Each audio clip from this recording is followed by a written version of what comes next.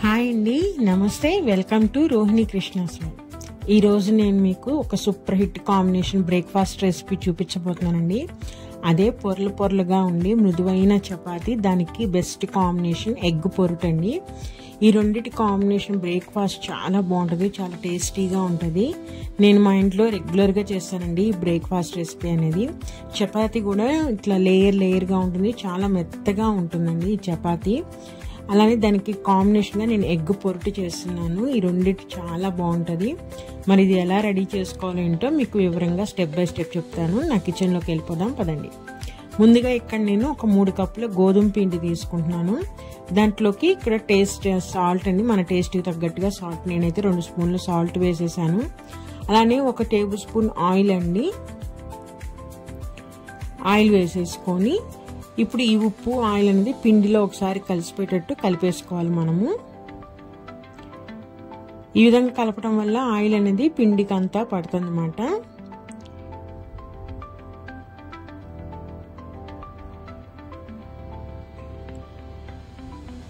ఈ విధంగా కలిపేసేసుకున్న తర్వాత ఇప్పుడు మనము వాటర్ అండి, దానికి ఎంత సరిపోను వాటర్ తీసేసుకొని ఈ విధంగా మెత్తగా కలిపేసేసుకోవాలి చపాతీ పిండిని అనేది. ఎలా అంటే ఇప్పుడు మనం ఇట్లా ఒత్తి చూసినప్పుడు చాలా మెత్తగా ఉండాలి, అలానే చేతికి ఏది అంటుకోకూడదు. ఆ విధంగా మెత్తగా గట్టిగా కలుపుకోవాలి చపాతీ పిండి అనేది. మనం గనక స్టార్టింగ్లో ఆయిల్ వేసాం కదా, అట్లా వేయకపోతే లాస్ట్లో కొంచెం ఆయిల్ తీసుకొని పిండికి అంతగా ఇట్లా రాసేసి మనం మూత పెట్టేసేసి ఒక 10 నిమిషాలు నాననివ్వాలి. ఈలోపు మనం కర్రీ ప్రిపేర్ చేసుకుందామండి. నేను ఎగ్ పొరుటుకు గాను నేను ఒక 5 మీడియం సైజు ఉల్లిపాయలు 5 తీసుకొని ఈ విధంగా సన్నగా కట్ చేసుకోవాలి. మనము ఎంత సన్నగా కట్ చేసుకుంటే కర్రీలో ఉల్లిపాయ అంటే ఆ ఎగ్లో ఉల్లిపాయ అనేది బాగా మిక్స్ అయిపోతుందండి. కాబట్టి వీలైనంత మటుకు సన్నగా కట్ చేసేసుకోవాలి మనం ఉల్లిపాయల్ని.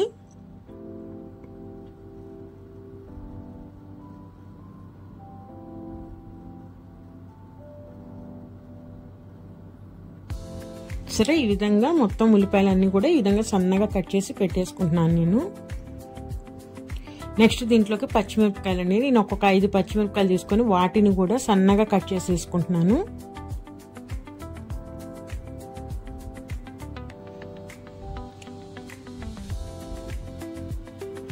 ఒకవేళ మీ ఇంట్లో చిన్న పిల్లలు ఉన్నారు, పచ్చిమిరపకాయలు ఇవి అనుకుంటే పెద్దగా కట్ చేసి వేసుకోవచ్చు అండి. అప్పుడు మనము కర్రీలో వచ్చినప్పుడు తీసేయచ్చు. కాకపోతే పచ్చిమిరపకాయ టేస్ట్ అనేది కూడా బాగుంటుంది పొరుట్లో.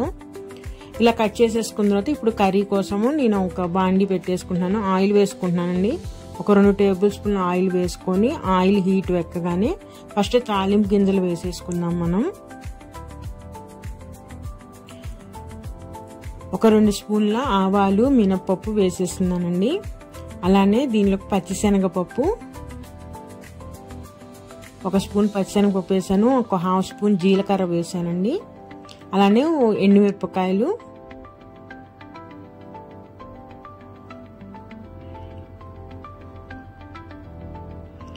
వీటిని ఫస్ట్ ఆయిల్లో ఫ్రై చేసేసేయాలి మనము.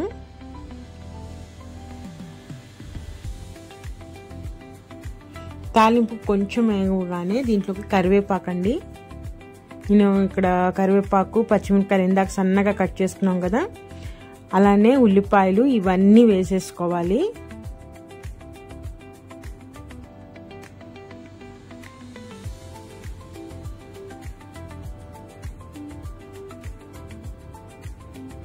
ఇప్పుడు ఈ ఉల్లిపాయలని ఆయిల్లో ఫ్రై చేయాలండి. మాడిపోకుండా మెత్తగా గ్రేవీ లాగా వచ్చే వరకు మనము ఉల్లిపాయలని ఫ్రై చేసుకోవాలి. అందుకే సన్నగా కట్ చేస్తే ఈ ఆయిల్లో ఫ్రై అయ్యేసరికి ఉల్లిపాయలు అనేది మంచి గ్రేవీగా తయారవుతుంది. మనకి సాఫ్ట్గా లైట్ పింక్ షేడ్ వచ్చే వరకు మనం వేయించుకోవాలి. ఇలా తొందరగా వేగాలంటే దీంట్లోకి నేను 1 స్పూన్ పసుపు, అలానే కర్రీకి సరిపడా ఉప్పు ఇక్కడే వేసేస్తున్నాను నేను. ఈ విధంగా సాల్ట్ వేయటం వల్ల ఉల్లిపాయలు అనేవి తొందరగా వేగుతాయి. వేయించాలి కదా అని మనము మాడిపోయేటట్టు ఎక్కువ బ్రౌన్ కలర్ వచ్చే వరకు వేయించకూడదండి. కొంచెం లైట్ పింక్ షేడ్ వచ్చే వరకు మనము ఉల్లిపాయల్ని వేయించుకోవాలి.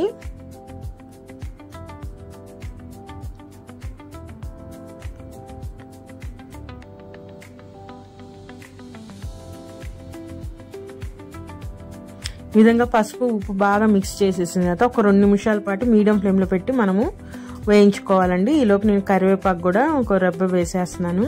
ఇది కూడా ఆయిల్లో ఫ్రై అవుతూ ఉంటుంది.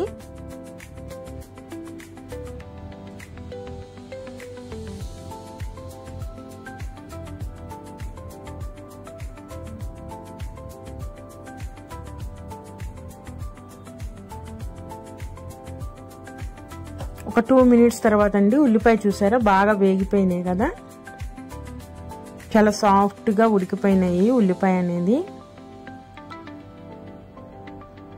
ఇప్పుడు ఈ కర్రీలోకి మన స్పైసీకి తగ్గట్టుగా కారం వేసుకోవాలి. కొంతమంది చాలా తక్కువగా తింటారు, కొంతమంది మీడియంగా తింటారు. కాబట్టి ఎవరి టేస్ట్ తగ్గట్టు వాళ్ళు కారం అనేది వేసుకోవాలండి. నేనైతే ఇక్కడ 2 స్పూన్ల కారం వేస్తున్నాను. మాకు కొంచెం స్పైసీగానే అలవాటు అండి, అందుకని నేను కొంచెం కారం ఎక్కువగానే వేసాను. ఈ విధంగా వేసేసి కారం ఇప్పుడే వేసాం కాబట్టి కొంచెం పచ్చి వాసన ఉంది కాబట్టి ఒక్క నిమిషం పాటు మనం మీడియం ఫ్లేమ్లో పెట్టుకొని వేయించుకోవాలి ఉల్లిపాయని.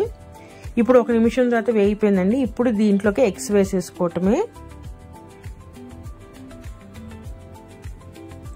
నేనైతే ఒక 5 ఎగ్స్ తీసుకుంటున్నానండి. 5 ఎగ్స్ తీసుకొని అవి బ్రేక్ చేసి డైరెక్ట్గా ఇట్లా వేసేసేయటమే.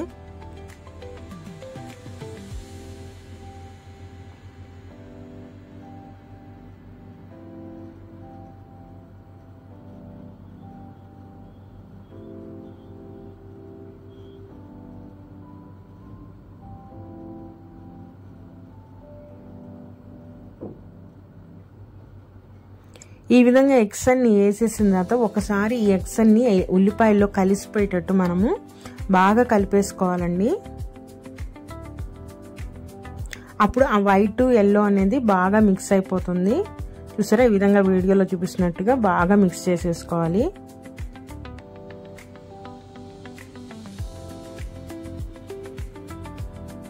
ఉల్లిపాయ మొత్తం కూడా ఈ ఎగ్ మొత్తం కలిసేటట్టు బాగా కలిపేసుకోవాలండి మనము. అప్పుడు ఉల్లిపాయ అనేది సపరేట్గా కనిపించదు.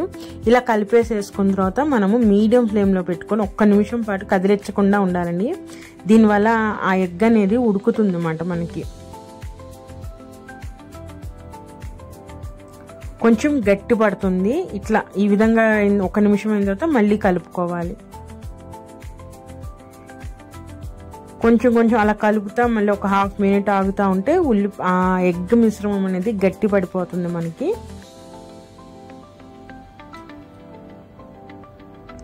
ఆ విధంగా గట్టి పడుతున్నప్పుడు ఇంకా వీడియోలో చూపిస్తున్న విధంగా మొత్తం కలుపుకుంటూ పొడి పొడిగా వచ్చే వరకు మనము ఆ ఎగ్ని ఫ్రై చేయాలండి.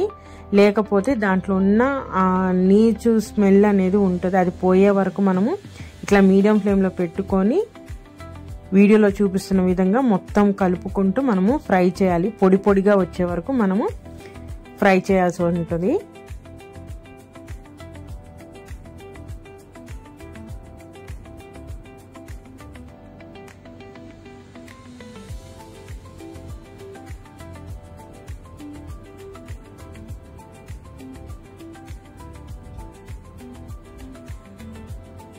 చూసారా ఎంత పొడి పొడిగా వచ్చేసిందో. ఈ విధంగా పొడి పొడిగా అయ్యే వరకు మనము ఫ్రై చేయాలండి. అప్పుడే ఆ కర్రీలో ఎగ్ స్మెల్ రాకుండా ఉంటుంది. సో మన కర్రీ రెడీ అయిపోయిందండి.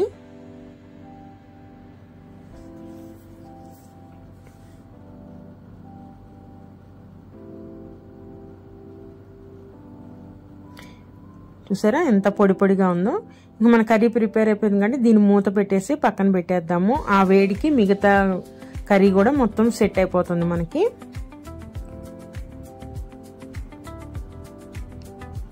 ఇంకా మనం చపాతీ ప్రిపేర్ చేసుకుందామండి. ఇందాక పిండి ఒక 10 నిమిషాలు అంటే కర్రీ అయ్యే వరకు నానింది కదా, చూసారా ఎంత సాఫ్ట్గా ఉందో పిండి అనేది. ఇప్పుడు మనకు కావాల్సిన సైజులో ఈ విధంగా తీసేసుకొని మనము ఈ విధంగా రౌండ్గా చేసుకొని దీన్ని కొంచెం పొడి పిండి చల్లుకోవాలండి. చల్లుకొని ఒత్తుకోవాలి.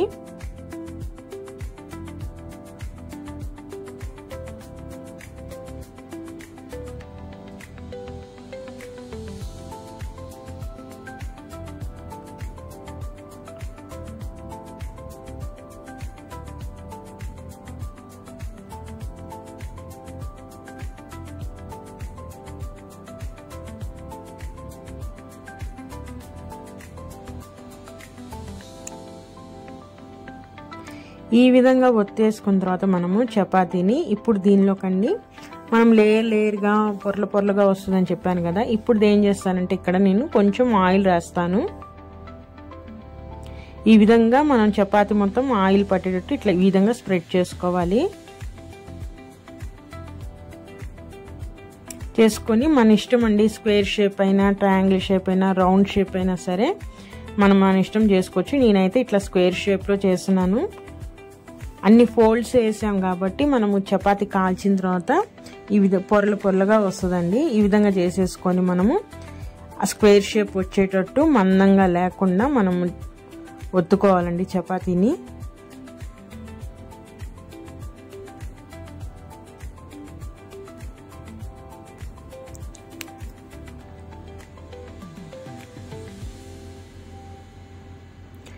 మెయిన్ ఎడ్జెస్లో పల్చగా ఉండేటట్లు ఒత్తుకుంటే మనకి చపాతీ తొందరగా రెడీ అయిపోతుంది. మధ్యలోనే మనం ఇట్లా ఒత్తకూడదండి. ఈ విధంగా చేయడం వల్ల మధ్యలో పల్చగా ఉంటుంది, ఎడ్జెస్ అనేది మందంగా ఉంటుందండి, సరిగ్గా కాలదు చపాతీ అనేది. సో అన్ని వైపులా ఒకే లెవెల్లో ఉండేటట్టుగా చపాతీని ఒత్తుకోవాలి మనము.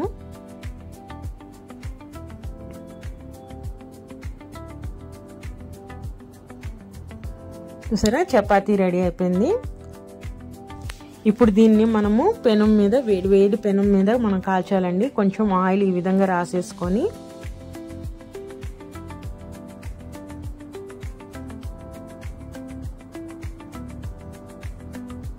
ఫస్ట్ చపాతీని ఒక 1/2 నిమిషం పాటు ఒకవైపు కాల్చాలండి.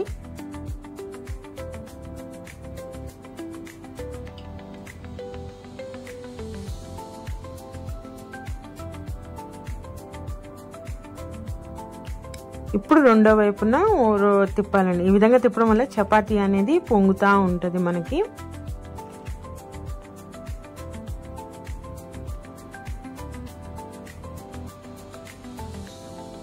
చూసారా, పొంగునే చపాతీ ఫ్లఫీగా తయారవుతుంది మనకి. బబుల్స్ అనేవి స్టార్ట్ అవుతాయి. ఈ విధంగా రెండు వైపులా ఒక్కొక్క 1/2 నిమిషం కాల్చిన తర్వాత ఇంకా అటు ఇటు తిప్పుతా మనం ఈ విధంగా ఒత్తుకుంటా కాల్చుకోవాలి.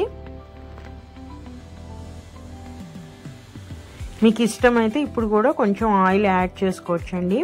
అలానే ఇందాక ఆయిల్ కొంచెం తక్కువగా వాడేవాళ్ళు అయితే ఇందాక నేను చపాతీ మీద ఆయిల్ రాశాను కదా, అప్పుడు ఆయిల్ రాయకుండా మనము పొడిపిండి చల్లుకొని కూడా ఫోల్డ్ చేసుకోవచ్చు చపాతీల్ని.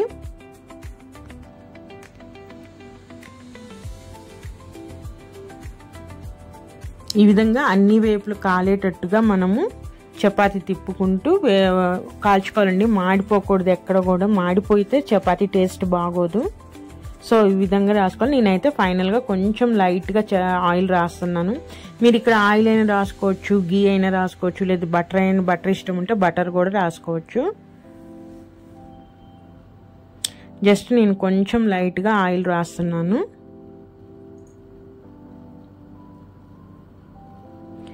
ఈ విధంగా అన్ని వైపులా సమానంగా కాలేటట్టు ఈ విధంగా ఎర్రగా వచ్చేటట్టుగా కాల్చేసుకోవటమే.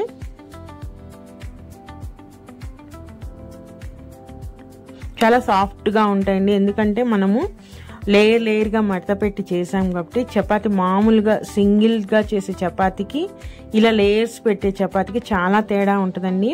చాలా మెత్తగా ఉంటాయి. ఈ విధంగా చేయటం వల్ల చాలా సేపటి వరకు కూడా చాలా మెత్తగా ఉంటాయి.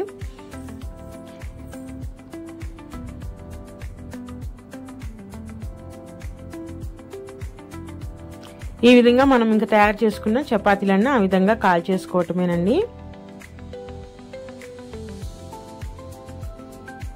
చపాతీ అనేది రెడీ అయిపోయింది.